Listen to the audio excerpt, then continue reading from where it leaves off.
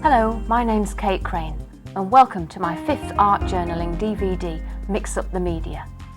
In this DVD I'm going to be creating a variety of mixed media backgrounds on recycled materials ready to bind into a junk journal in DVD 6. Let me explain to you how I got into junk journaling. I started off fairly small and I've got this little 7 Gypsies drawer here, and I started off doing almost ATC size cards on bits of mount board and corrugated card and so on. Then I moved a little bit bigger into this 7 Gypsies library drawer, and I started doing little paintings on bits of corrugated card and then saving card.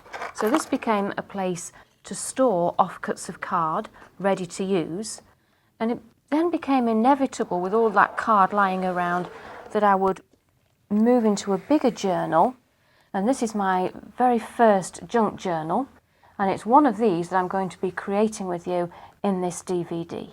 Before we start, let me talk you through some of the materials that we'll be using in these DVDs. Of course, you don't have to have everything exactly the same as what I'm using. You'll have things at home that you can use, but let me talk you through what I'll be using. Let me start by showing you some of the materials I've collected to create my journal. Of course, any of the backgrounds I'm going to show you, you could do in your regular journal, but I'm going to be working on loose leaf, which I'll then bind at the end. Now, this is a manila card from office supplies, and I've added here a scan of one of my own journal backgrounds, and I'll be talking about that more later on, things that we can do with scanned backgrounds. I've got some old ledger paper, original ledger. Now, this is a plain white coated card, and I know that when I use ink sprays it works really well on this card. So I've included a few pages so that if I want to do an inky page, I've got something that I know the inks will work on really well. Now, business envelopes make great pockets for storing tags, letters, notes, cards, anything. So I've got a few of those which I'm going to include. Some more scanned backgrounds. Now here's some junk card that I've recycled for this purpose. This is from a smaller box. I think this one had cereal bars in. These are nice when they overlap in the journal. I've already prepared these pages with plenty of gesso, so I've got a really nice smooth white surface ready to paint on. So I've got several of these smaller ones. I like the way they overlap in my journal. This is some leftover acetate. Now, we get a lot of this these days in packaging. What I've done here, I stitched this into a pocket, and I may add some journaling in here before I bind it all together at the end. Sheet music. This is great for painting on because some of that will show through. Now, I think we're all guilty of hoarding these lovely scrapbook papers. Now, instead of hoarding them, I've decided to cut mine up and use them in my journal. Now, again, more scrapbook papers. What I've done ready is I've collaged these with bits of old sheet music. I'm going to paint on this as one of my backgrounds, but this is a great way of using up your leftover scraps. So this is more scrapbook paper, but also with a little bit of acetate. Now, I've stitched around mine, but you could easily just go around the edge with some washi tape, and it just finishes slightly below here, the acetate, so that when that's bound in, I can use that as a pocket for putting tags and so on in. Some plain manila card again. And now some of my, these are from cereal boxes, and I've got several of these. These are a great weight for painting on, and I've put 2 or 3 coats of gesso on there so I get a really good surface ready for painting on. Now, my inside pages measure, the largest page measures 25 centimetres by 17 across, so that's 25 by 17. That's the maximum size. Anything else will fit in, will bind it in. It can be smaller, but nothing larger. And for my covers, I've just got something a little bit more sturdy. This is from a shoe box, and I've covered one side with, I'm going to cover one side with some scrapbook paper to keep it neat on the inside, and some corrugated card. And I've painted this just plain black. This is my back cover, and as the back spends most of the time sitting downwards on the desk, I think black's a good colour for that. And those covers are slightly bigger, and we'll see why at the end when we bind it they need to be just slightly bigger. Now let me talk you through some of the things I'm going to use to create colour. First of all, acrylic paints. Now the brand I'm going to use in these DVDs is Talens Amsterdam, and I'm using the standard series, which is kind of like the student level, but I find these work really, really well, lovely colours. Now acrylic paints are acrylic paints. If you've got a different brand, then you can use those. You don't have to have the exact same. And that's the same one, but I sometimes get a slightly larger pot, especially my neutral colours of white and black. You will need some gesso, again, any brand. That's really great for priming your pages, and if you're using recycled cereal boxes and so on, it covers things really, really well. I will be using some ink sprays, and I like this brand of Dilutions, because these are really bright colours and react with water, so you can get lots of different effects with those. We're doing some little additional touches with these acrylic inks. These are really nice and runny, so you can get some good dripping effects with these.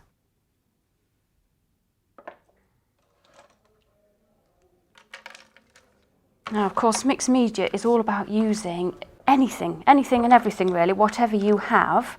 So I will be adding some additional colour with oil pastels. Now I do like these portfolio oil pastels. They're really, really nice and kind of like a buttery consistency. They blend really well and they're great colours. So I shall be using some portfolio pastels. Paint pens. Now there's several of these on the market. I'm using Montana paint pens mainly today. White gel pen. This is a Signo Uniball and really great for, it writes on just about anything. One of the few white pens that I find works really well. Now I've got some regular soft pencils here. These are just ordinary but soft pencils. This one is a Stabilo. It's a Mark's Oil pencil. It's water soluble and very, very dark, so that will write on very colourful painted backgrounds. I've also got my set of Prismacolors. Now you may have different coloured pencils, just use what you have. These are the ones I happen to have. I like these again, they're a good strong colour. They're wax based, so they'll pretty much write on anything.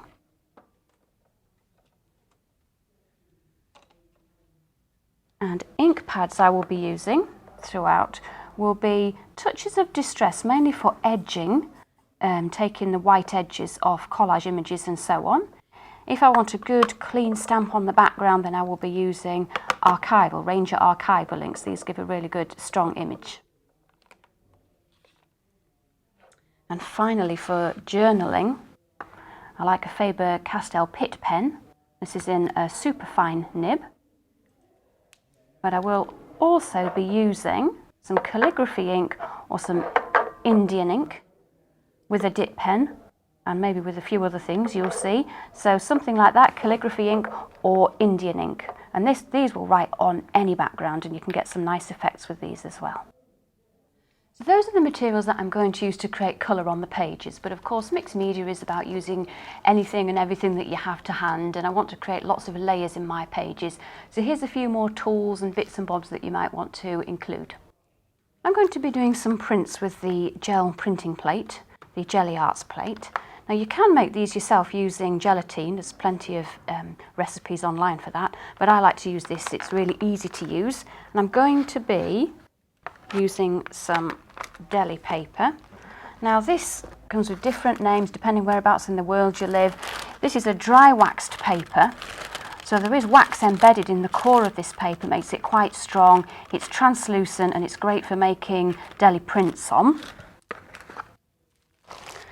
And this is similar, but this is a waxed version.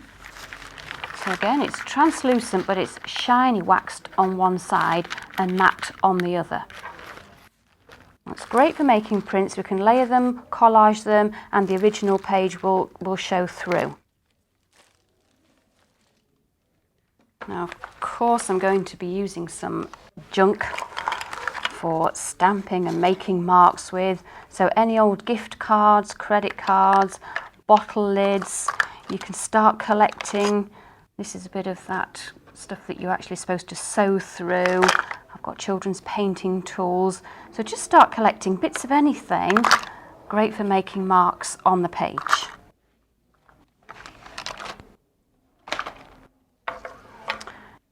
Now, washi tape, it's very in at the moment. Great for adding bits of colour, attaching things in your journal. I've just got mine on book rings.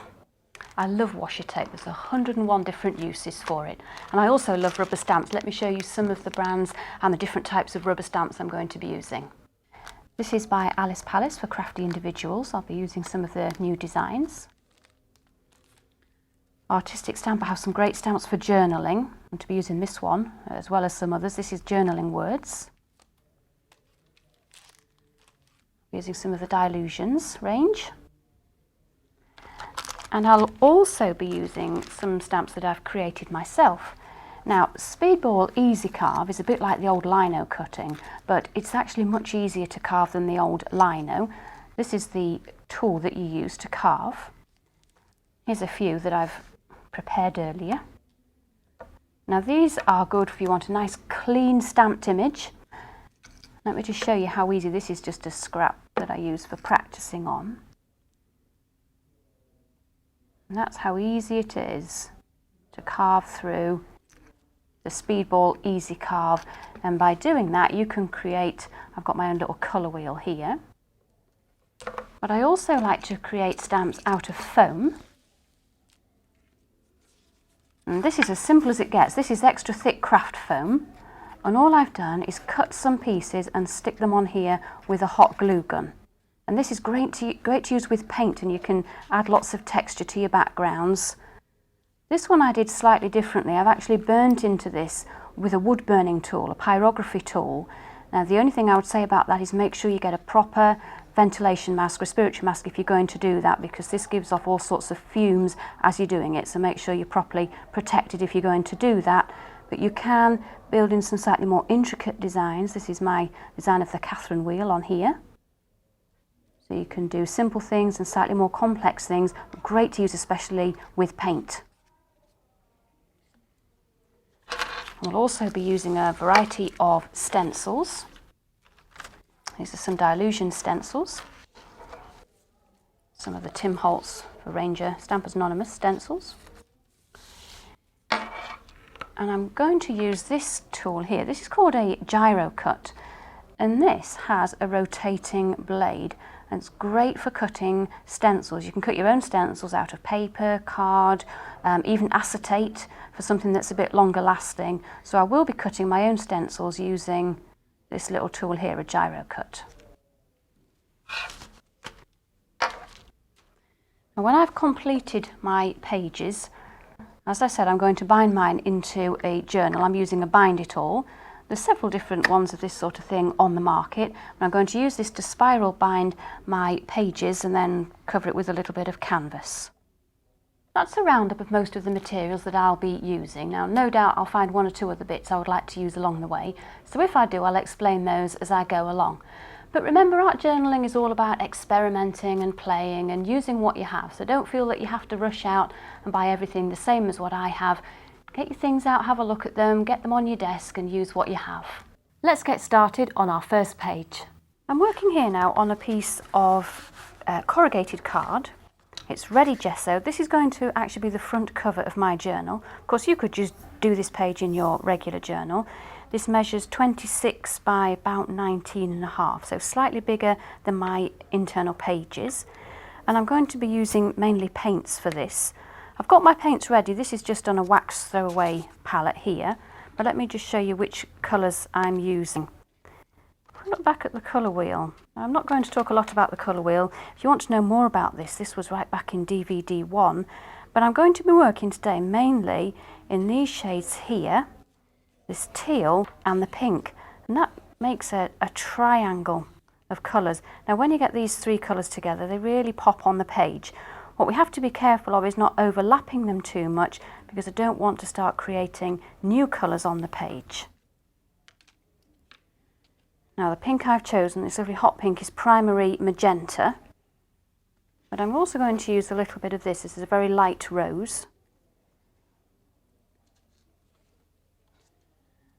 This is a turquoise green, light olive green, and I may add a touch of this. Now I'm not sure yet, I've put a bit on my palette in case. This is a yellow ochre. This is a very earthy colour, and sometimes the earthy colours just help to bring down the brights a little bit. And I've also got lots of white and black, especially white, because I use white a lot for blending. Now when I take paint out of these tubes, if I just squirt the tube, I'm in danger of getting far too much on the palette, so I just add a little bit.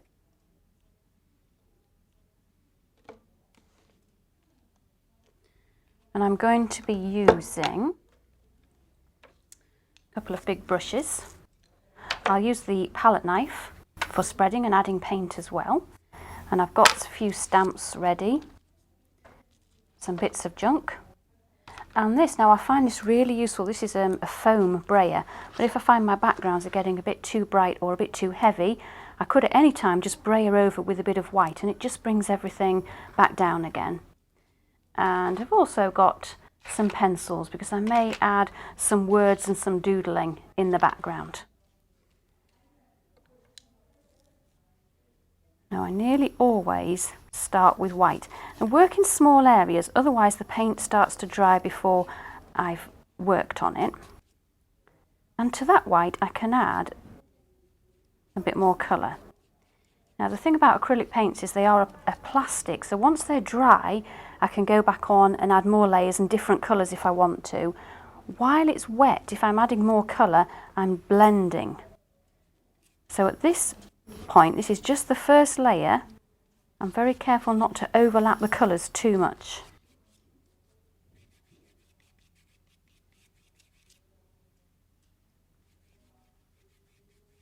So I can bring in a new colour. I don't want it to be obviously in patches, but I don't want to overlap. Now fingers are a great blending tool, and I often go back in with my hands at this point. This is why I never have clean hands.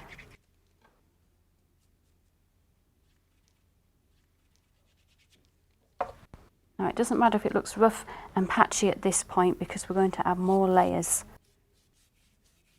I'm not putting too much paint on at one time. Too much paint means you just start literally shifting paint around the page, and it becomes really difficult to manage. So I often think lots and lots of thin layers is easier to manage. You can build up the layers without getting too muddy. I don't want to make mud on the page. I'm just going to continue working across this page, adding patches of colour, blending with my fingers. I might introduce a little bit of the light olive green there. You see how I'm choosing to add this where I've got lighter areas, so that I'm not making new colours.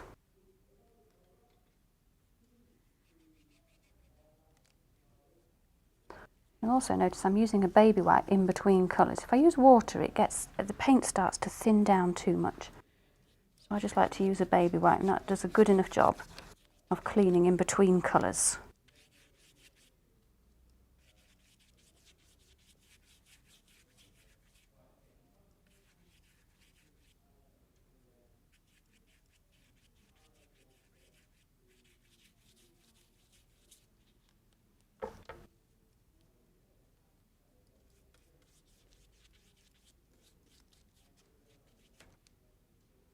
It's looking patchy at the moment, but that's okay, because I'm going to work on it more.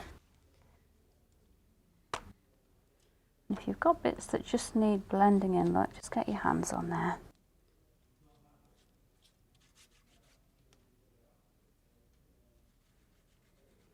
Now, acrylic paints are actually very forgiving, because if it all goes horribly wrong and you don't like it, once it's dry, it dries as a plastic layer. You can just paint over, completely redo the whole thing.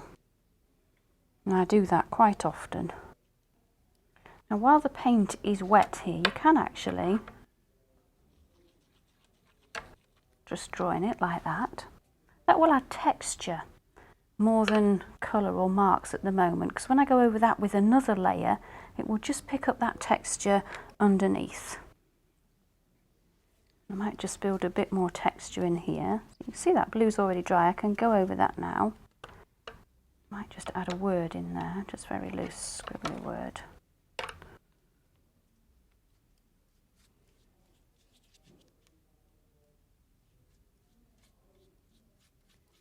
Now, as I say, a lot of this gets covered up, and try not to get too obsessive about your background at this point.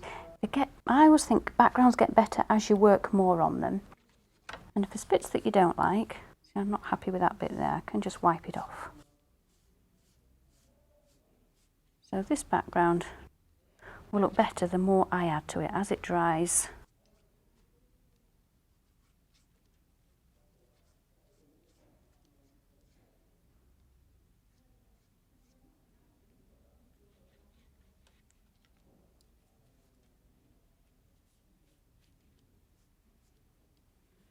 Now I'm just going to let that layer dry a little bit. I'm in danger now of making mud and I'm putting fingerprints and so on. So I'm just going to let that layer dry, and I'm going to come in with another layer. The more layers you add, the more history and the more depth that your page has. So this first layer is quite dry now, so I can add another layer. Now because it's dry, I can pretty much go on with any colour. I can change things as I go along now, because the paint will just sit on top.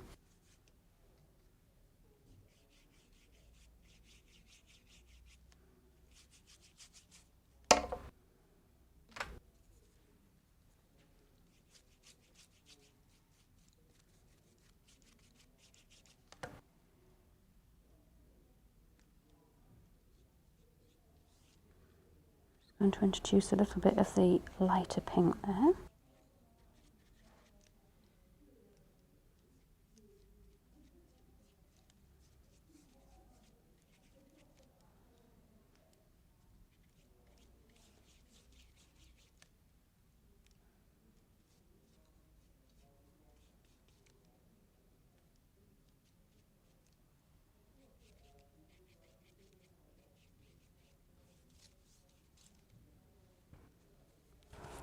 I'm just kind of going by instinct here. There's no rules, there's no right or wrong. I'm just putting in what my eye is telling me to. Now this is quite nice here, where I've got this word written in there. I can go over that just lightly. You'll still see the word there, but it's nicely textured now where I put that in earlier.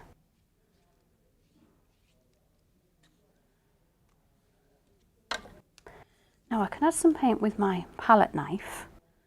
This gives a different look, and you can also print a bit with it. So what I do is work it a bit on the mat first. I don't want to go on with a big blob of colour. I want to be a little bit more just in control of it, and I can just add extra bits of colour like that.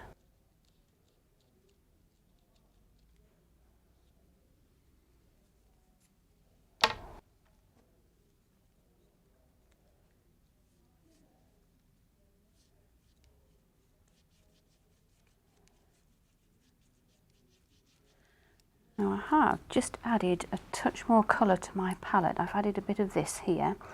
This is a greenish blue. Now I'm not really introducing a new colour. This is really a darker shade of the teal that I've already got. What I might do is just try and bring in a tiny bit. And all it's doing is adding depth to the colour that I've already got there. So because it's just a darker shade of that light turquoise there, it just adds a little bit of depth.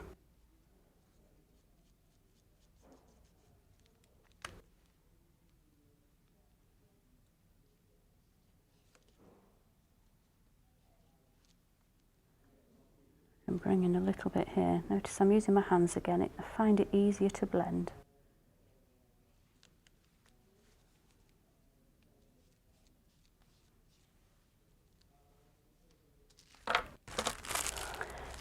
This is the good old bubble wrap.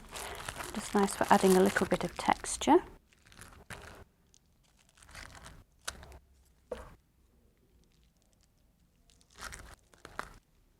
This is where I might use one of my hand carved stamps. I always put the paint on with my hands. The reason being I can feel it and control it better. Because if I fill it all up with paint, I'm not going to get a very clean stamp. You can see here, look, I can see now what I'm doing. I can see where the paint is. It's not too thick.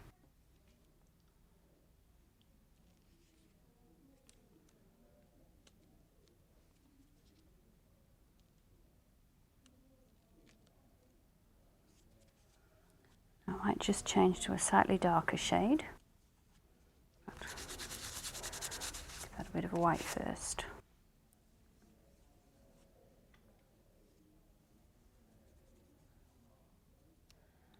Generally, I put tone on tone. I'm going to add pink to pink.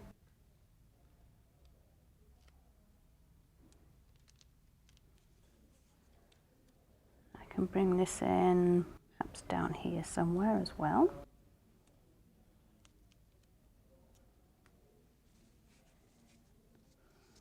And this is a really useful stamp because once this is dry, it also gives me something to draw around and doodle around a little bit. Again, I'm adding paint with my fingers.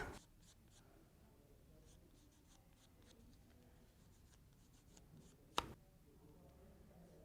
can feel then just when I've got enough paint on there. And because I've got a nice dark area here, I can bring this in because this is going to print white. And I shall bring it in again, perhaps down here in this bottom corner where I've also got a darker area.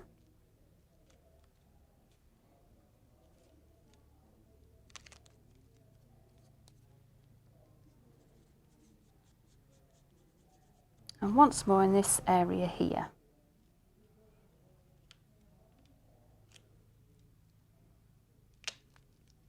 So now I'm just using my eye and I'm looking at this to tell me what my instincts are telling me.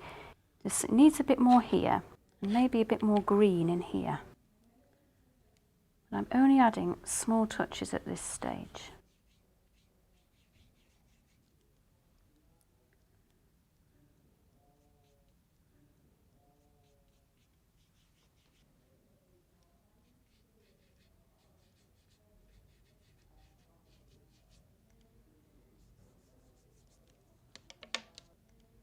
I think it's needing something a bit textured here, so I might bring in some white and just scribble into it a little bit.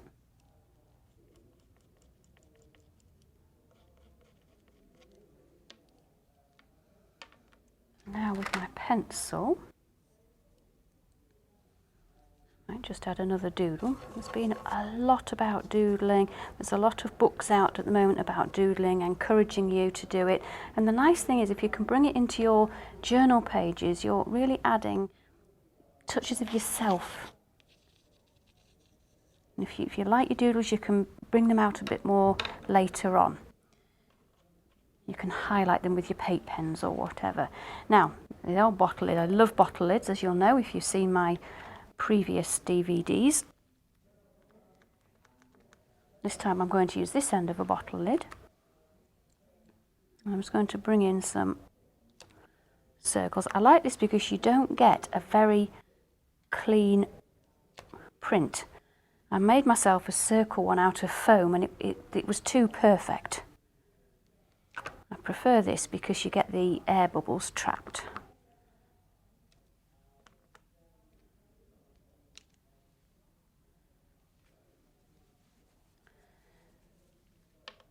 And I think now it needs some black. I think I add black to every page I do. It's very bright at the moment and the black will help to bring it all down a bit.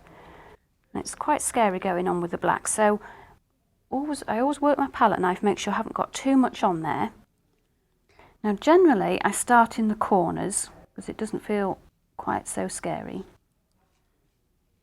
When you first put the black on, it does look a little bit obvious, but the more you work on the background, the more we add to it, the more it just becomes part of the background. It doesn't look quite so startling. And the texture of the card that I'm painting on is picking up bits of black, so it's not going on as just one big patch, it's just being picked up in areas. So when I've introduced a little bit, I then might go somewhere a little bit more central.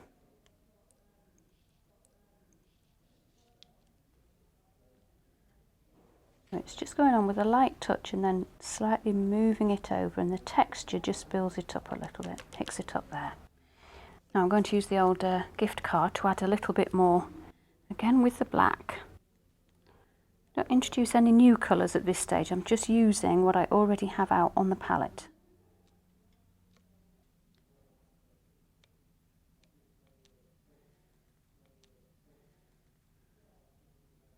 I think you can keep going with these colours. The minute, if I add another colour now, it's going to get very cluttered. I think it can be busy. You can add lots of busy layers, but it gets cluttered if I add another colour. So I'm just sticking to what I already have.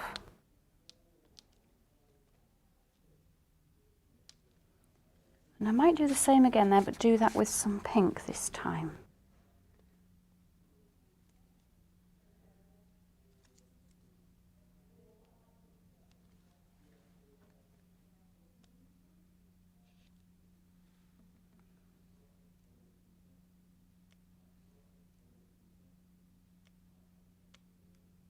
And sometimes I do just a little scrape as well, just adds a little bit more.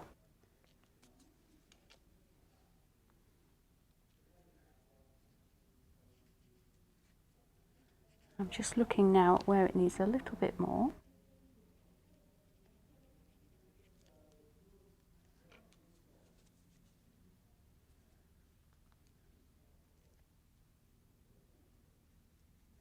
There is that point where you have to know when to stop. Just cross that line of it becoming a bit too much.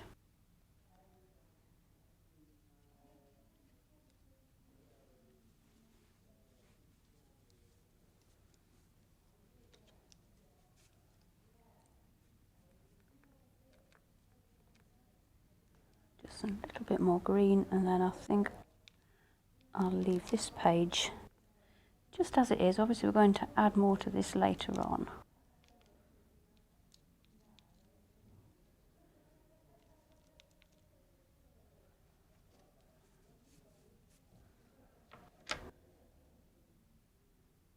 I'm thinking now, as I'm looking at it now, this is my thought process, I'm thinking that some of that blue needs building in a bit down here. It's looking a bit blue at the top and pink at the bottom. So I might just go in while I've got some blue out on my palette. Remember, if this is dry, then you can go in with another colour. Just hold that still there for a moment. So I'm not really blending anything, I'm painting now on the pink underneath is dry, so I'm able to go in and do that. And that's just balance it out a little bit for me.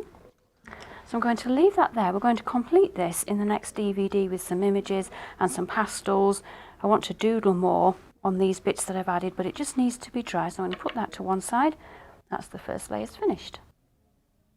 For the next 2 pages, I'm going to work on some recycled cereal packaging, and I'm going to work on 2 smaller pages simultaneously because that allows one page to dry as I'm working on the other, which is a way that I often work at home. I also really like the look of 2 different pages. I'm going to overlap these slightly in my journal, but I like the look of 2 different pages together, a kind of eclectic look. I'm going to start this one slightly different. I'm going to go on, I'm not using the white this time, I'm going to go on with some neat colour. And I've just introduced another colour on here. This is a burnt umber. Now, this looks quite scary when you go straight on with this colour, but I'm just going to use the brayer. I've got my brayer ready, so I'm going to go on with a dark layer and then just knock the colour back a little bit.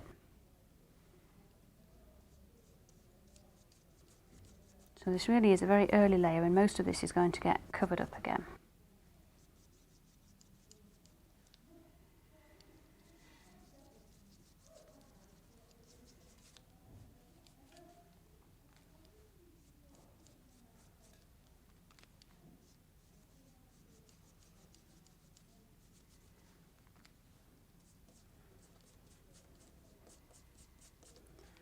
I think I might just bring in some of the teal again.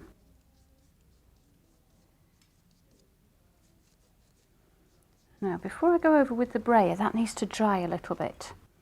Once that's dry, I can brayer over that with some white and add another layer. So I'm just going to put that to one side. While that's drying, I'm going to work on this page. This is the way that I commonly work at home on several pages. I rarely do one page start to finish. One page might take me several days at home. And I might look at it the next day and see something else that needs adding. So I'm just going back to the, starting with the white.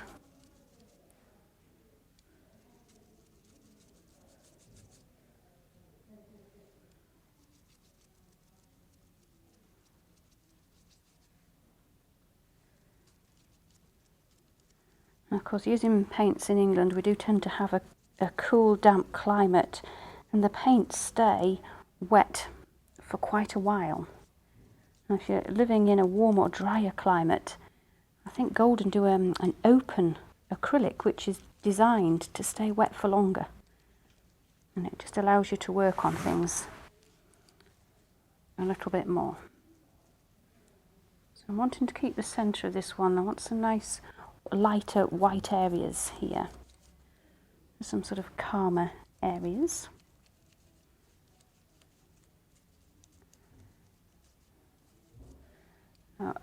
Again, I've added another colour. This is just a red. I'm just going to, it's not really a new colour, it's just a dark shade of the pink.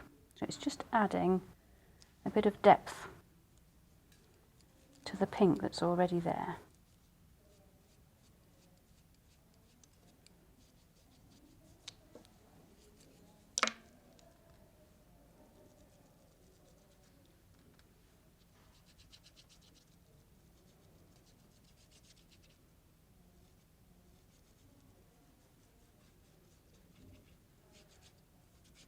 Now I'm going to put that to one side to dry. I'm going to go back to this one. That's pretty much dry already. Things are drying quite quickly under the lights here. Now I'm going to use my sponge brayer. You can often pick these up in the kids' painting section. So I'm just putting some white on. I'm just going to knock the whole thing right back. The advantage of this brayer is it puts a very thin layer on. So I can still see my colours through, but I've just taken it back a little bit.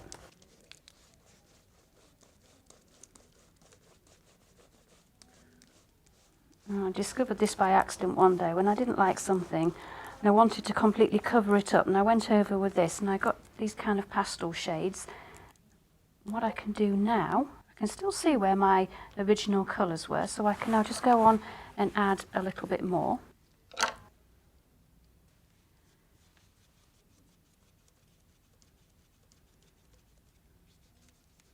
It's just a way of building up the layers. Often one layer of paint can look a little bit flat. It's just a nice way of building in more layers. Now the brown eventually is going to need quite a bit of white to blend it in. And I quite like the brown in there. It's a nice earthy colour, so it kind of brings the brights down a bit, but I don't want to create this sort of patchwork effect. I want things to look a little bit more blended.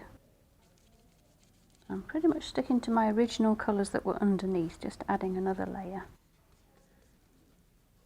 So I'm just going to bring a bit of brown back in the corner here, which is the colour that was there originally. See, it's looking really quite messy at this stage, but that's okay.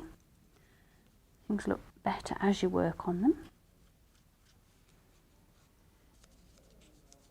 Now, those colours need to dry. I'm starting to shift paint around a little bit, so I'm going to put that to one side, go back to this one. I'm just building some more layers of pink around the edge. I'm just going to introduce some new colours on here in a moment as well.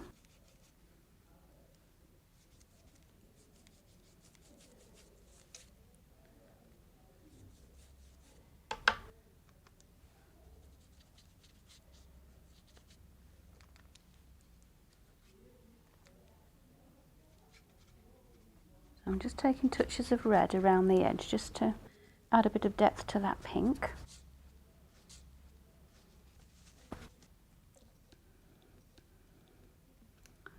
And I think now I'm going to build in a little bit of blue.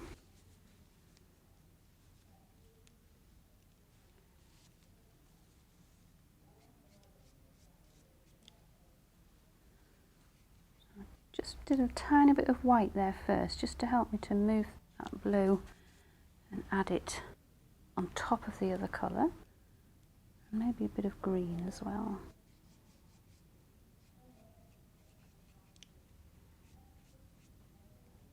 So I can add these colours in the lighter area in the middle because it's not mixing with anything.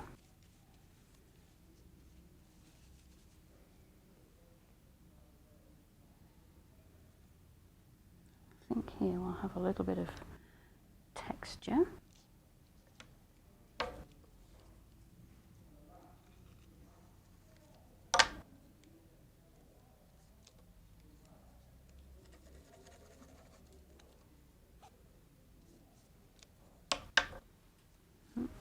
Like that. Let's just get rid of that.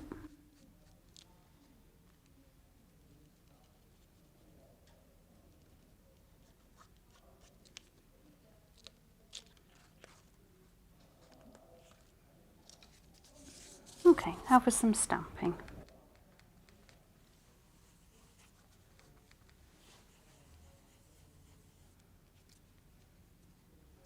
Now I can bring this tone on tone here and just slightly overlap it a little bit. It just kind of ties the green in with the red a little bit.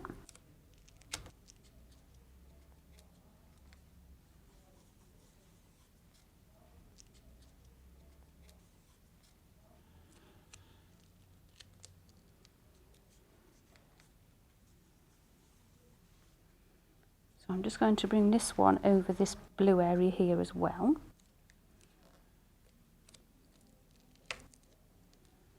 I've got some fairly blank areas here that I could do with just something to break it up a little bit.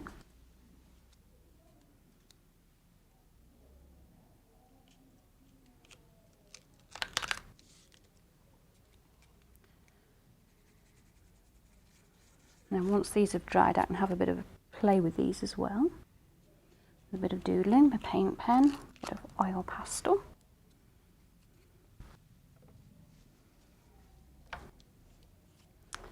Now it needs some black on. It's still looking very bright. And don't get me wrong, I like bright, but this just helps. Just grunges it up a little bit.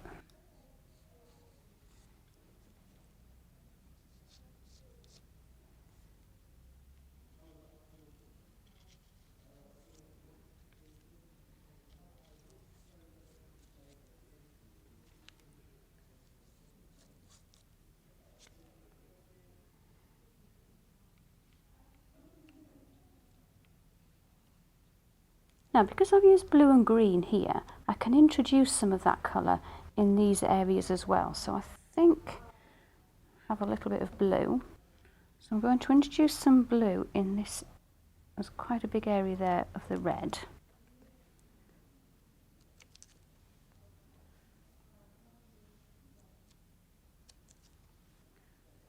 I'll just bring a little bit in there as well. Now I can do the same with the green.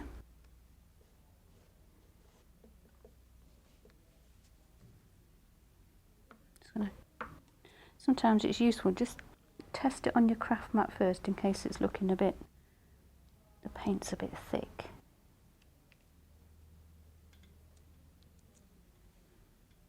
That just helps to tie all those colours together.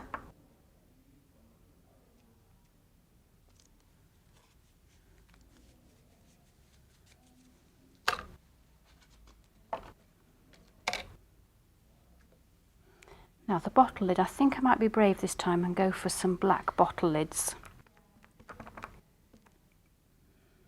Now as it is, this is such a strong colour. I do know black technically isn't a colour, but I'm thinking I might bring that into the centre here. Kind of makes a feature. because I can play around that a little bit as well with some oil pastel and kind of highlight what we've got there.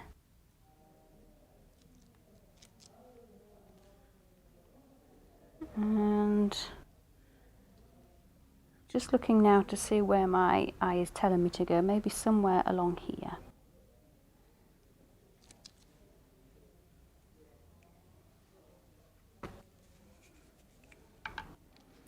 And again, maybe just some one or two black marks with the edge of the card.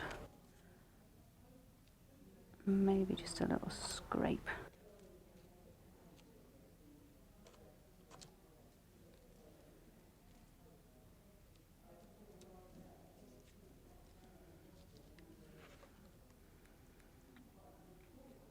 And I think I might leave that there. I'm going to add more to it. I'm going to doodle around here. I'm going to add some oil pastel. I think it maybe needs a splat of ink up the middle, but I'll leave that for now. So that's the page in progress. I'm going to put that to one side.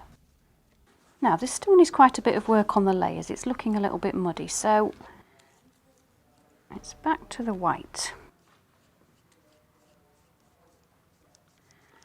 Now what I may do on here is introduce a little bit of text.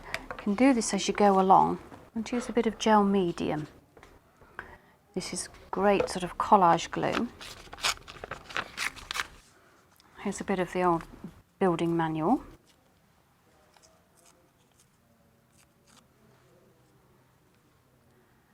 I can introduce this as part of the background.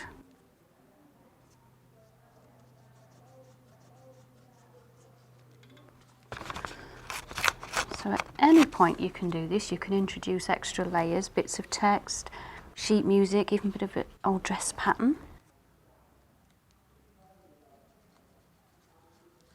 I'll bring some paint over these areas. It will just help to blend them in a little bit. But the text will still shine through.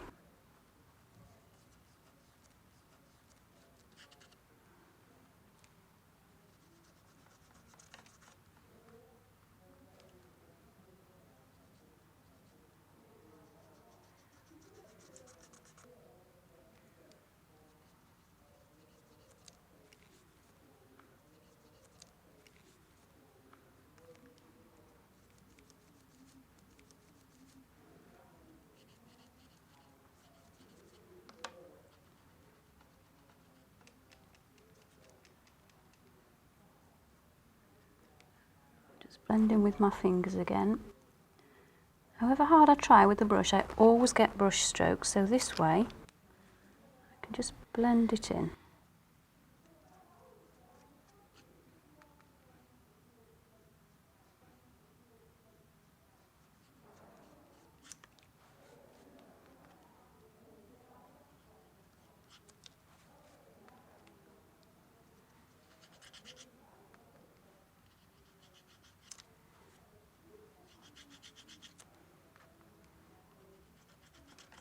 It's still looking a bit patchy, but by the time we build some stamping in over the top of that, we'll just tie it all together.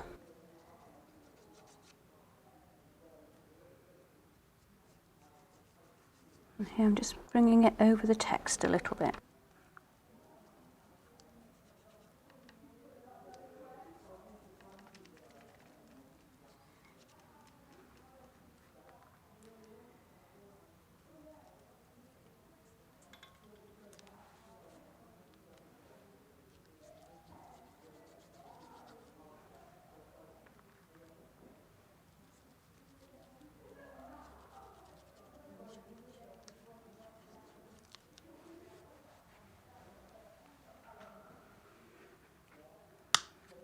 Adding a little bit more of the pink.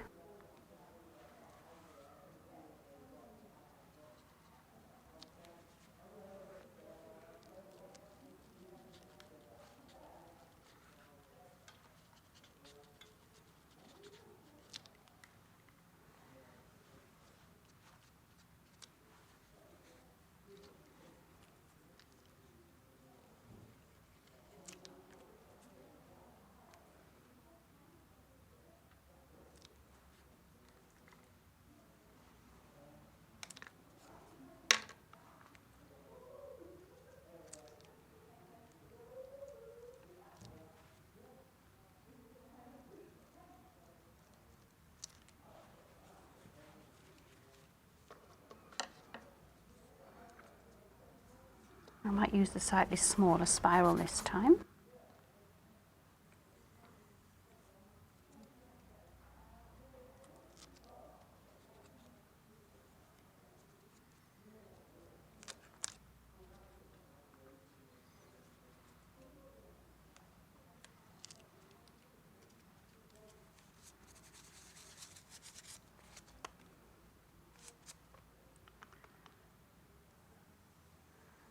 Some of the brown, and this sort of thing is great for disguising areas that you're not so happy with. I can bring it in here.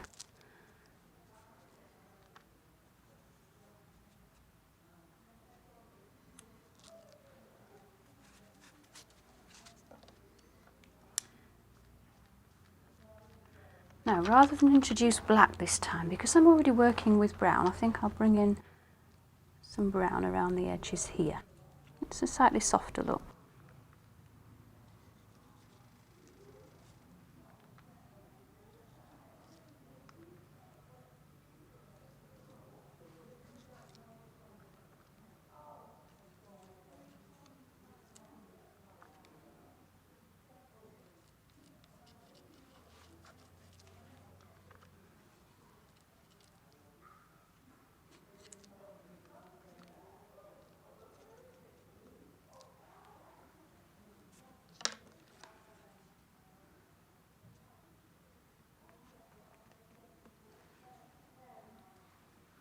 I think here, because I've got this bits of turquoise, let's just add a little bit on the edge of the card.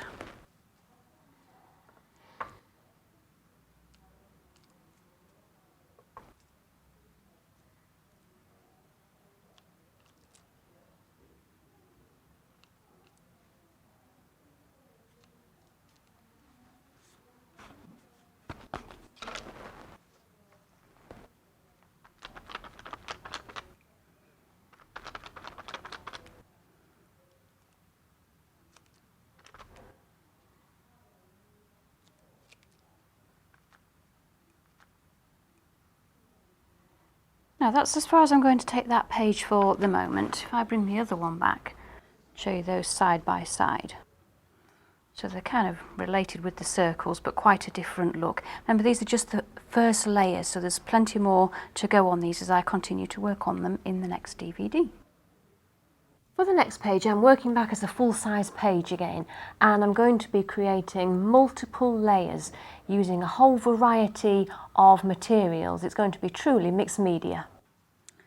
Now this is a page I've prepared already. I've used gel medium to collage and layer all my leftover scraps of sheet music, bits of text, all these patterned papers. I seem to end up with lots of leftover bits. So I've collaged them on here. Let me just show you how I did that. Now I'm using a gel medium. It doesn't matter actually, this is semi-gloss, it could be matte, it doesn't really matter, it gets covered up anyway. But the important thing is to get a good layer of gel medium underneath. Now you could do this with a brush, with your hands, with a credit card, it doesn't really matter. And put your paper on and then layer over the top with gel medium, because then it completely seals it and you can push out any air bubbles. Now this is something I used to do a long time ago, then I kind of got out of the habit of it, but now I'm doing it again because it's a really good way of using up all your scraps, and it also means that you don't start with a blank white page, which can sometimes be a little bit off-putting. You start with a nice colourful page already. Now you can look at your page and some of the areas are quite nice. You can leave bits showing through when you add the painted layer. Sometimes in the past I've completely covered it with gesso and I've just relied on this for the texture. This time I want some of this to show through. So what I'm going to do is I'm not going to use gesso, because gesso does a very good job of covering things up. I'm actually just going to use some white paint first of all. I don't want to cover all of it. I quite like some of these areas. I want them to show through. So I'm just going to add white paint in some areas. Now this page is going to have so many layers on it. This is the one that we're going to add some jelly printing to with some deli wrap. So I'm not too worried about these early layers. Most of this is going to get completely covered up with multiple layers.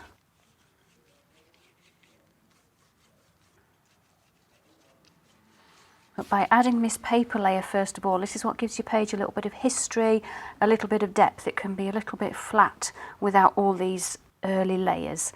Now I've got the same colours on here. All I've done, I've added some yellow here. This is gold yellow. But I've still got the same colours. I'm working from the same palette. And I'm just going to add some very small bits of colour. It's going to look very messy at this stage.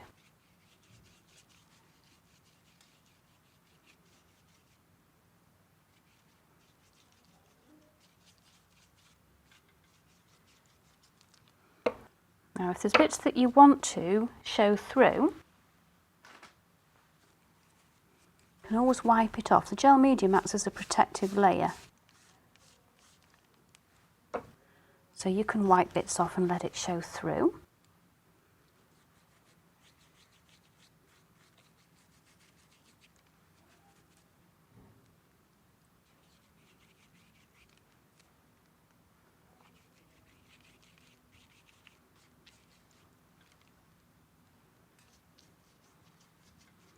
And you'll notice I'm still using extra touches of white. It really helps me to not be too heavy-handed with the paint.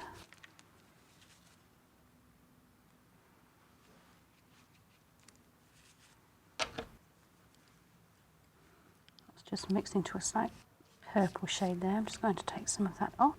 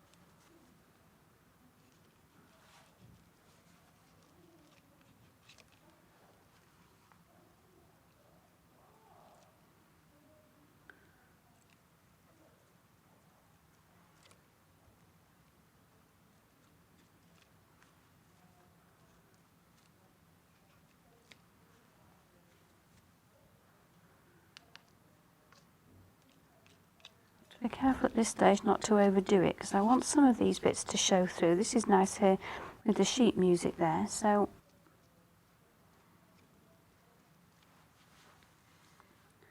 have to be careful not to go in with too much.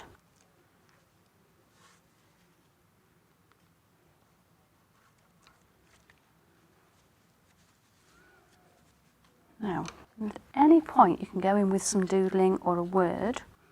Now the word I often write, and I find myself repeating this word, is the word free. And that's because I find this way of journaling very freeing. It's liberating. Just painting on old card, it takes away all the kind of pressure. You don't feel like you're messing up a nice journal page, because it's just a piece of card.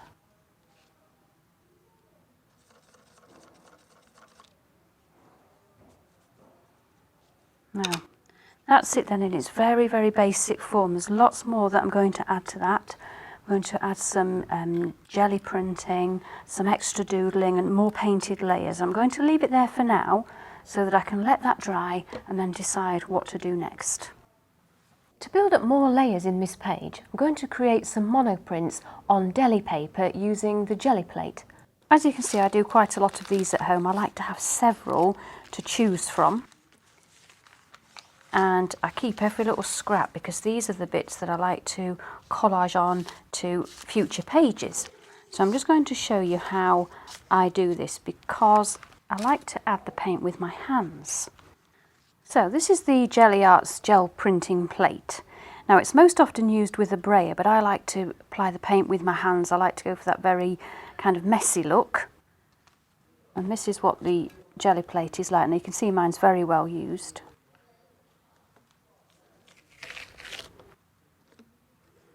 Now once it's down, it does tend to stick, so once you're on your craft mat, that holds it fairly well in place there. And I'm going to use some deli paper, and I've got both varieties here. I've got the dry waxed, and this is the waxed version here, and I've also got some stencils to use. So I've got the Tim Holtz Raise stencil and a couple of Dilutions stencils, because I like the circular designs.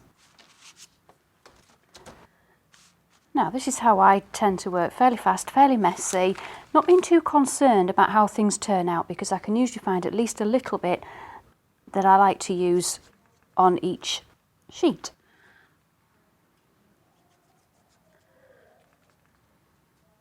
Now I'm not thinking about this too much. And here comes the first print.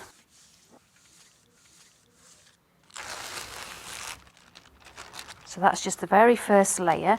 Now you can usually get a second print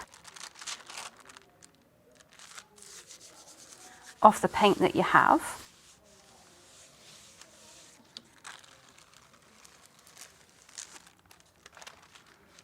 Now generally speaking, I don't clean in between layers unless it's getting very painty. I've got a bit of a blob there. I can go on with another colour. Now I've added a new colour to my palette. This is Permanent Red Violet.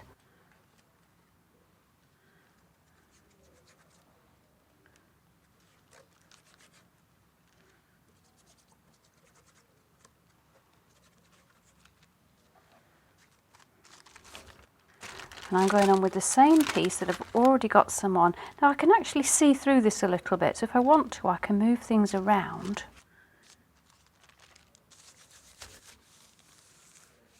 And pick up the paint in the gaps. You'll notice that when I'm putting my colours on, I'm leaving gaps in between. I don't want it to get too solid with the paint layers.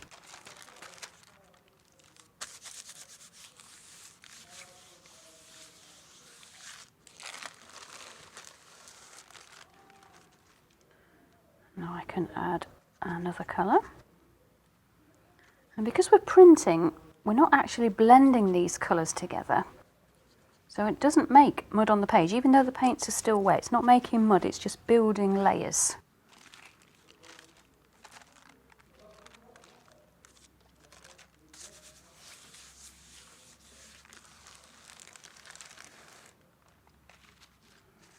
And you can just keep going with lots of layers until you're happy with the look.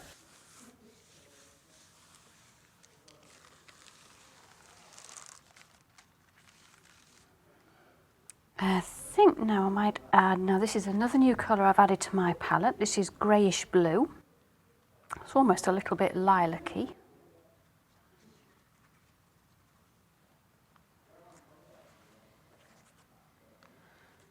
So I'm really being very messy about how I do this, but I like that kind of organic look at the end of it.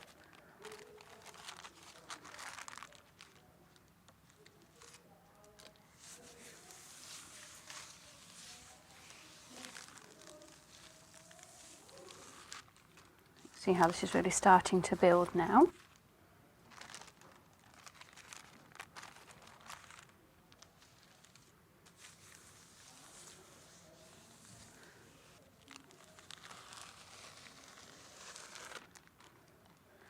So you can see where we are with that now. There's still a few gaps here. I think I might add a little bit of hot pink just to liven it up a little bit.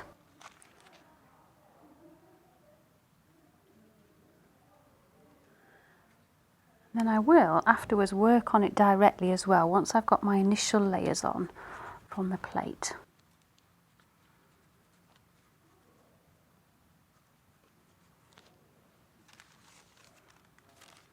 Let me think. I think I'll put it on that way, build a little bit of pink into that gap there.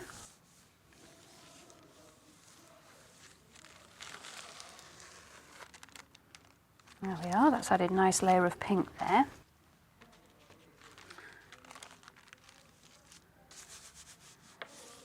Now I am actually going to clean my plate off next because I want to add a layer of paint and then pick up some colour through a stencil. And it just cleans off very easily on here. You don't actually have to clean the plate because even any dried paint will get picked up with future printing layers that you do. You could actually just leave that on there.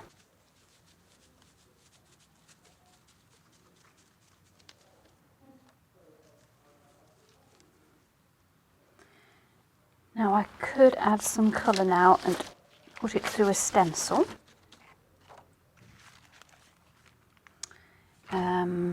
Add a bit of this colour, back to the teal.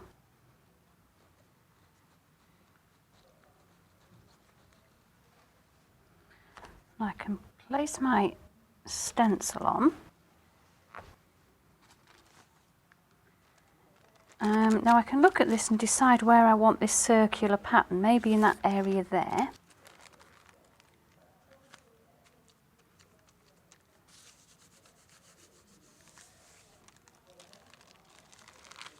See how you can start to build in some pattern, but then what you also have, you have the reverse of that there, so you can build in bits of that as well. So now we've got the positive and the negative. And we could maybe do a bit more. There's probably enough paint on there to pick up a bit more there.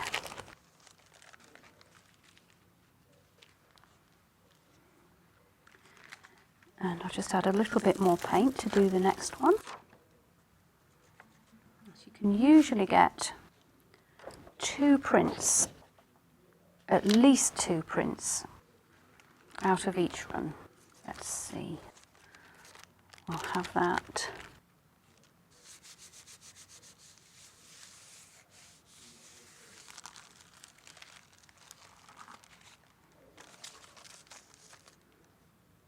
Let's see if we can get some of the negative here.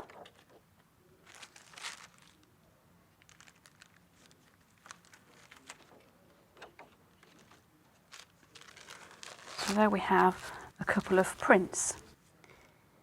Now what's more important, I think, is what we're going to do with these in the long term. So we are going to add these to some pages. I'll just show you one of the stencils. This is a really nice stencil. This is one of the newer ones by Tim Holtz. But this adds a really nice, quite a striking design. Let's try that in, we'll add some more yellow.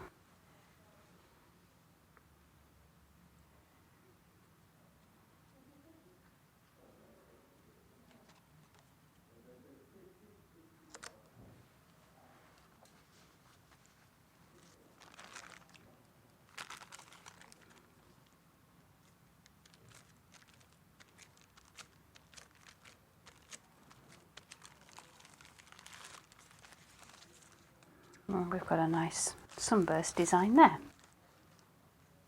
So here are the 2 prints, and we're going to add a little bit more now. As I always say, everything needs a little bit of black.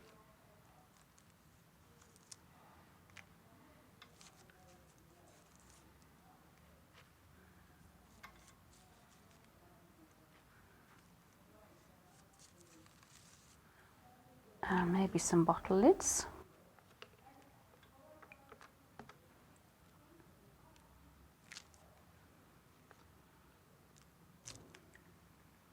And when this is dry, I'm going to doodle on it, maybe draw around some of these circle areas that I've got here. I'll just finish while I've got the paint here. Do a bit on this one also.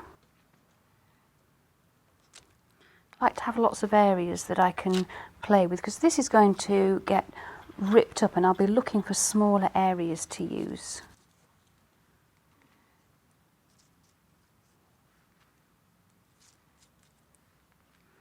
So It's not so much that I'm looking at the whole thing, I'm looking at the little areas that I might use.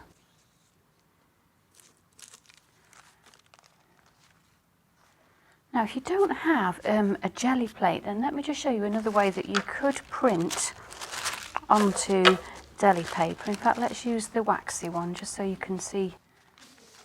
I'm going to use this matte side here. Now this is a non-stick craft mat and it works quite well. It's not as easy to use as printing from the jelly plate, but if you don't have one, this is a good alternative. Now look, this time I'm adding several colours at once, and why not?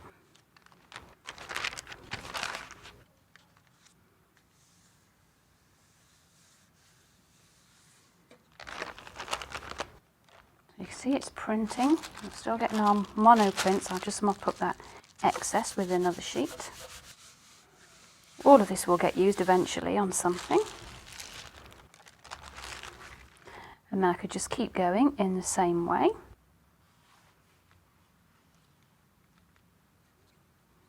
And to add a bit of this yellow ochre, slightly more earthy colour.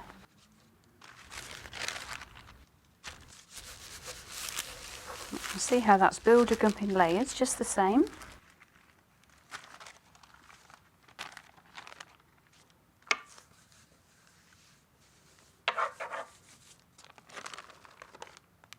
And you can keep going with that in exactly the same way.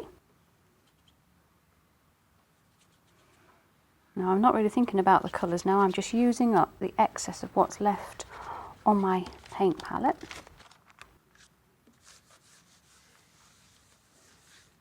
Sometimes those work out the best, the ones that you're not overthinking.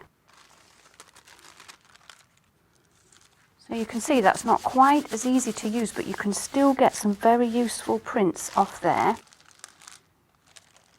And you can use your stencils in the same way.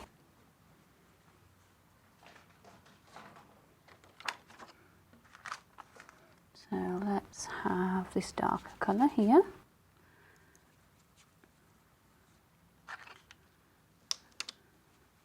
Now the difference is when you're working on a surface like this, there's no give in this. The jelly plate has some give.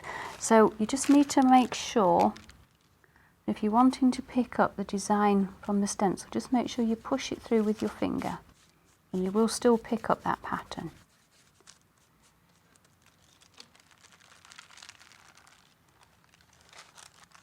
Here, so you don't get such a clean print, but it's just as usable.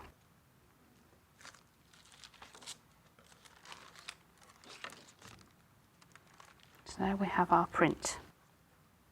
When you're using the jelly plate, there's no reason why you can't cut your own stencils to use with the jelly plate.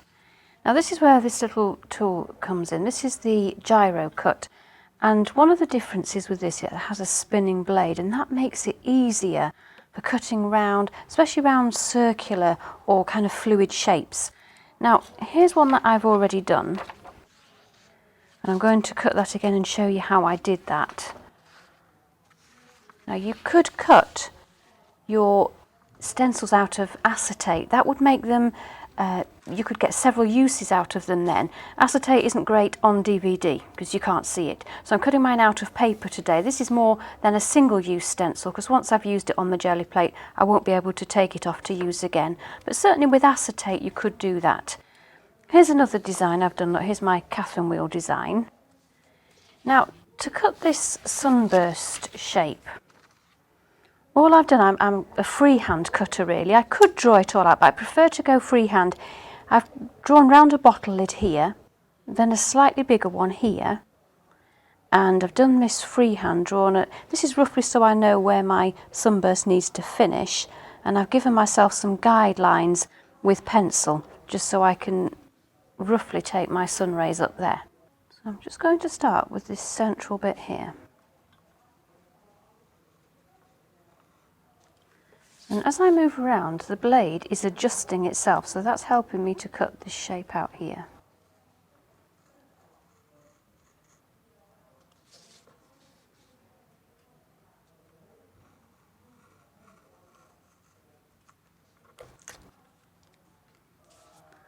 Now I'm using these as my guide, and I'm just very loosely freestyle going to cut some sun rays. And as I do that, the blade adjusts itself and makes it easy for me to do that.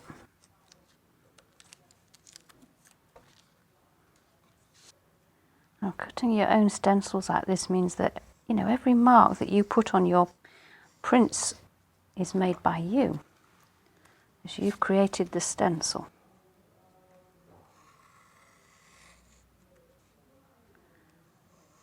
You'll see how that blade is just twisting and adjusting itself. It makes it very easy for me to cut these fluid shapes out.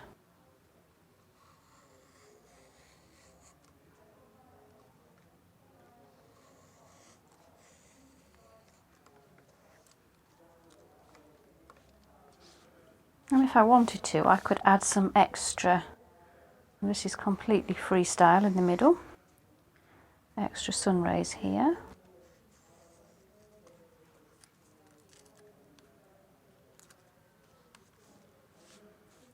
Any extra little bits that get left behind, you can either take those off or go in with some scissors afterwards. When I've cut this out, I'm going to show you how this looks when I put it over one of my jelly backgrounds. You can see how it all starts to come together.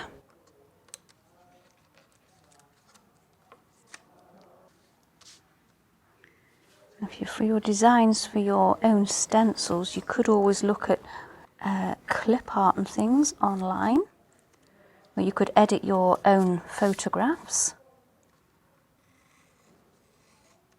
and print them out and use those as a guide.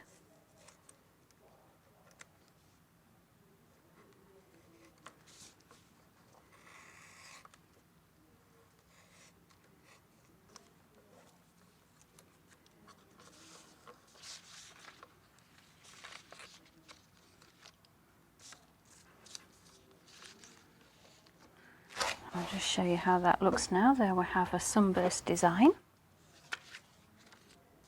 And I shall add that now to one of the jelly prints. I've got my jelly plate back out. Now what I'm going to do, this is a background that I've made previously. It's not very interesting, so I'm going to add my sunburst design. Same again, you could do this with a brayer.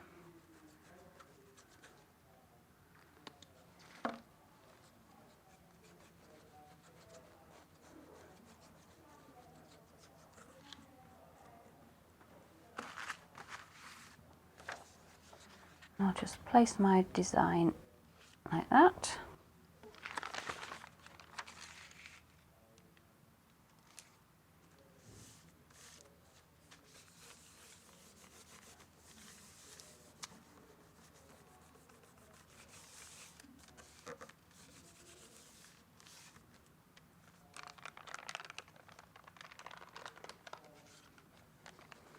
And there you have it. That's how to add your own stencil prints to your jelly prints.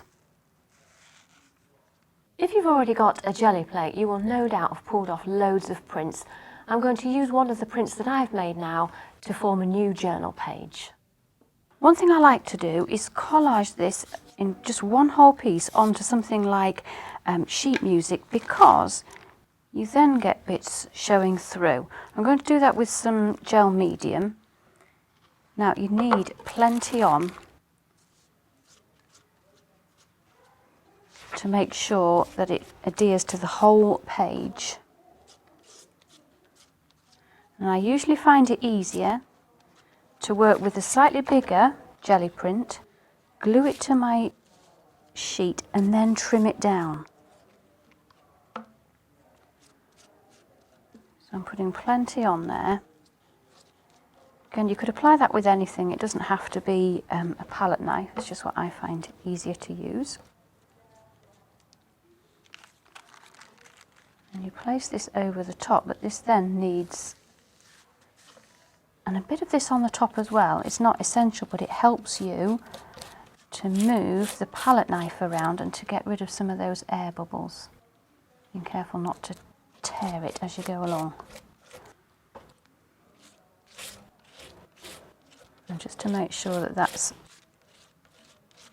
stuck down all the way.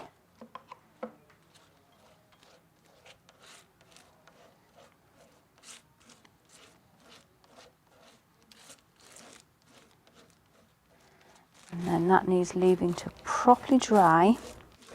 And then what I will do is trim around the edges. Now I have prepared one ready, just because of the drying time involved in something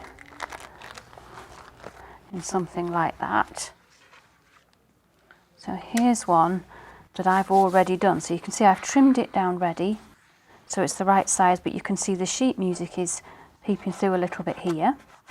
And I've just added a little bit of extra stamping, and this is going to make a background now in my journal. Now it's time to play with some inks and create an inky background. I'm going to use some Dilutions inks and show you some different spraying techniques, and then I'm going to focus on one of those and create a tag. So as well as working on journal pages, I also sometimes like to work on tags, and this is one of the reasons why I like to build in pages with pockets in my junk journals, because then when I've made a tag I have somewhere to store it, or something like that. And I'm going to show you a few different ways of how you can create these sort of backgrounds, and I'm going to be working with the Dilutions inks. Now for this I've chosen London Blue and Vibrant Turquoise, and I'm just going to be working on a smooth, now this is a smooth coated card, and I know that this card takes the inks particularly well.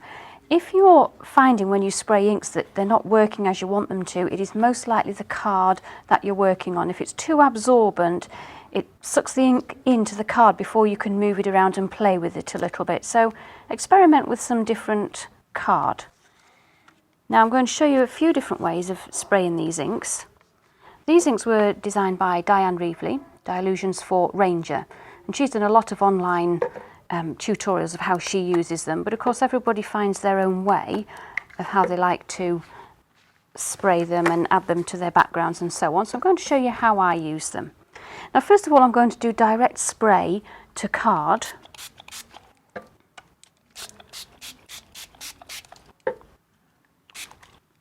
And you'll notice I didn't use any water, I like the inks neat for this.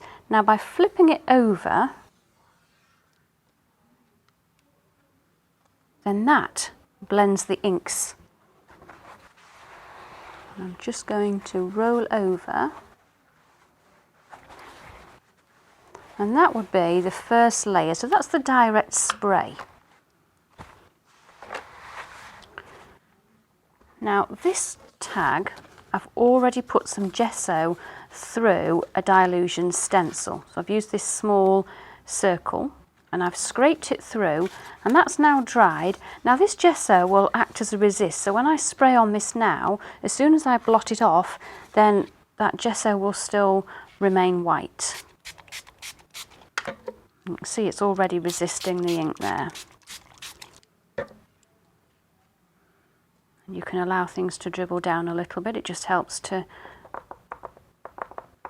build some interesting marks on the background. And then blotting that off,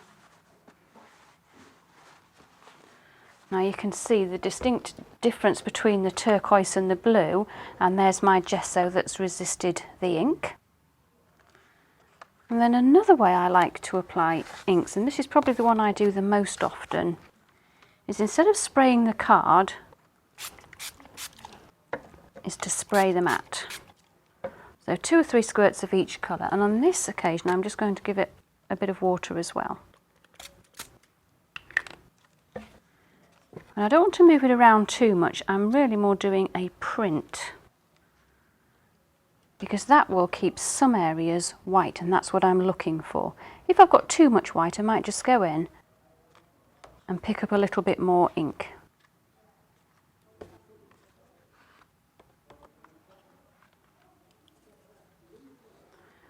Now I'm leaving that ink on the mat there because I want to come back and use that ink. Now in this technique it's important that every layer is dried, so I'm just going to go and dry this with a heat gun. Once this is dried, I'm going to come back and pick up this ink that's on the mat here. So this is now fully dry. I've given that a blast with the heat gun, but I've still got ink here on my mat. So all I'm going to do now is turn this over, and I'm just printing the card in. I'm not moving anything. I just want to pick up some of those puddles of ink because it adds extra texture and detail.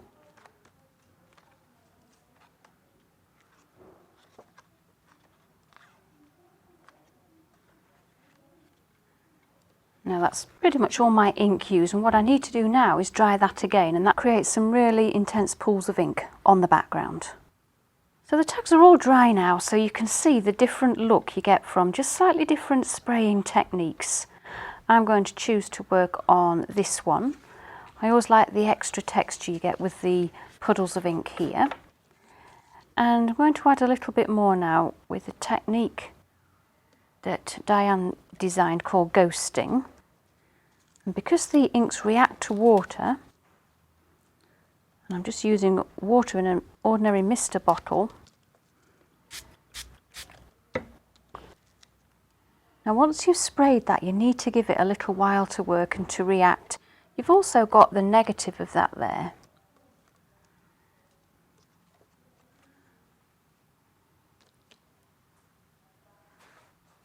And after a few seconds you can blot that off, and you'll see it's removed some of the ink, and it does become more obvious as it dries.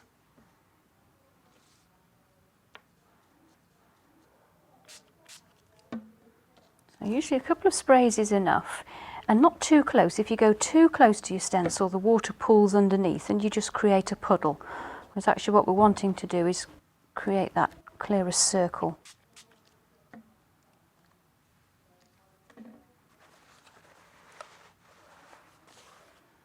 So you see how that's creating even more texture in the background.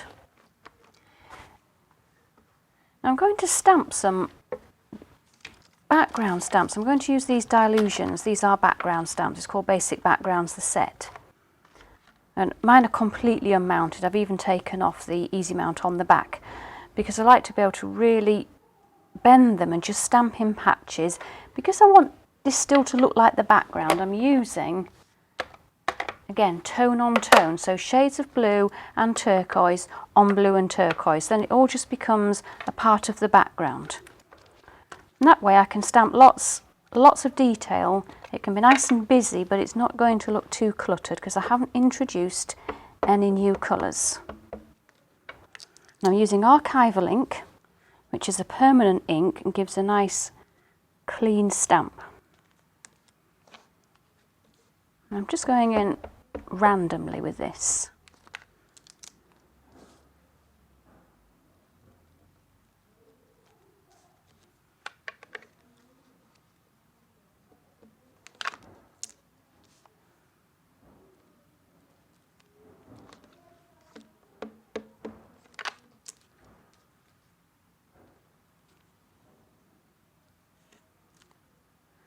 Now I'm going to switch to this pattern here. I'll change to the other blue as well.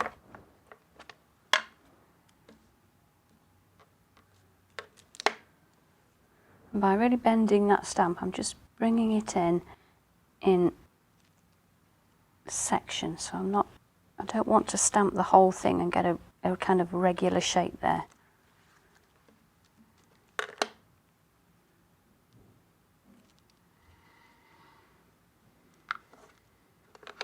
So now you can see all the layers that are building up in the background.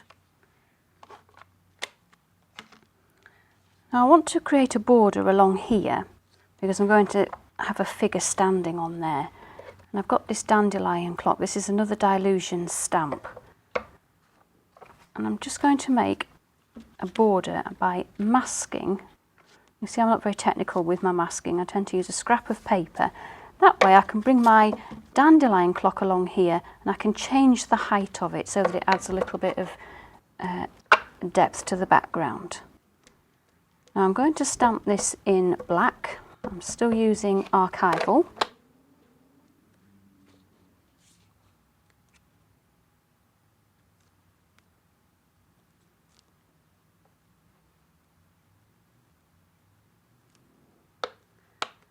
I'm going to put a piece of paper on here which will hide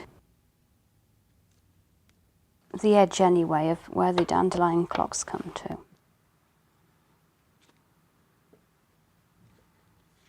I'll just bring one in lower down here as well. Maybe just there also.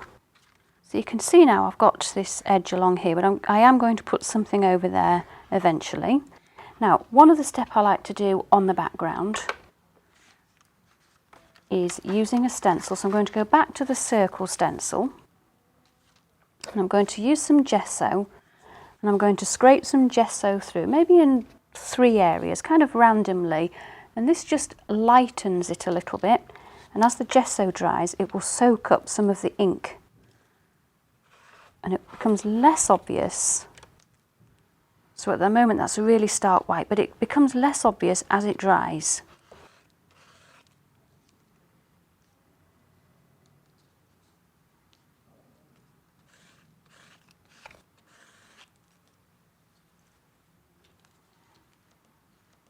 So there's my background. That's now ready to add some stamping and some features, but I'm going to put that to one side now and allow that to dry. That gesso's really got to dry.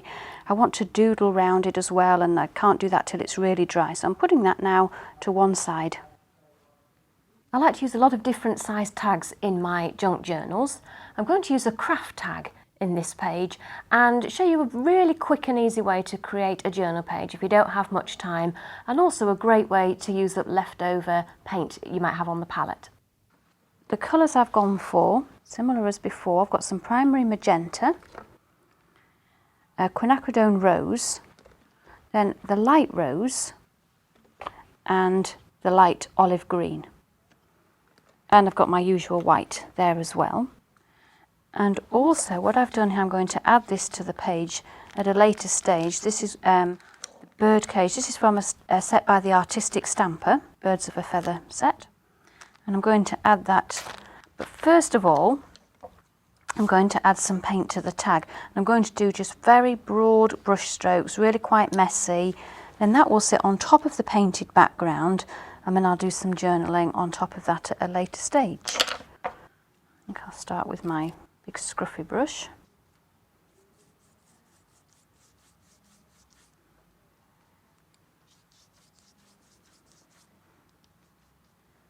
By using some of the white, it means that the other colours sit quite happily on top, even though it's a craft tag and it's got that darker background. I'm going to add some doodling to this as well once this first layer is dry.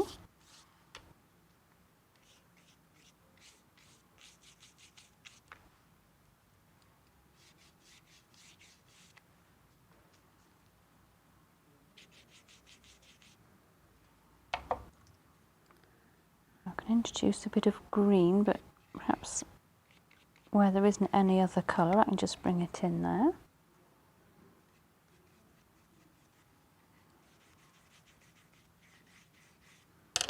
You can see now that this has got a colourful background to sit on, and it separates it from the craft background. Now I'll add some touches of colour here as well, using the edge of my credit card again.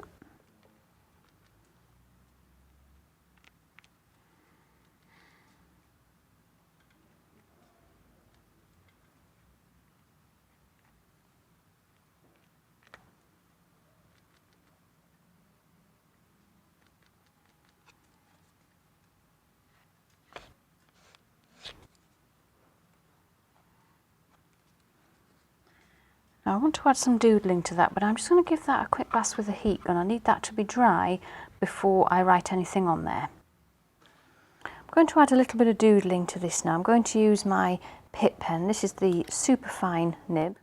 Now, it's really important that the background's dry before you go on with these pens, because they don't like anything that's slightly wet. I've ruined many a pen by being too impatient. And I'm just going to scribble some flower shapes on here.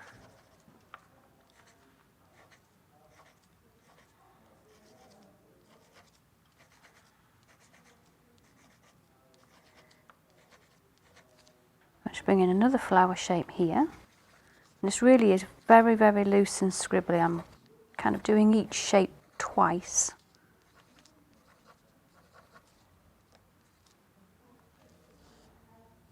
And along this top edge here, I'm just going to bring some more doodling down from here.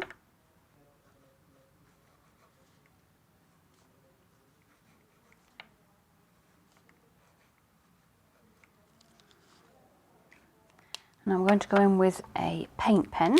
This is a Montana acrylic paint pen. And this is in a neon. Neon's very in at the moment. Little touches of neon just brings things to life a little bit.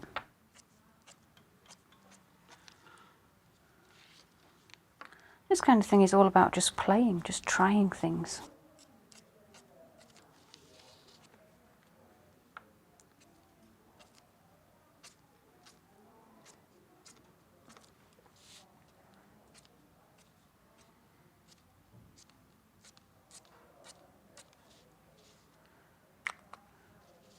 And in the next DVD I'm going to finish this off with some journaling. I'm going to add my image in a bit of a border.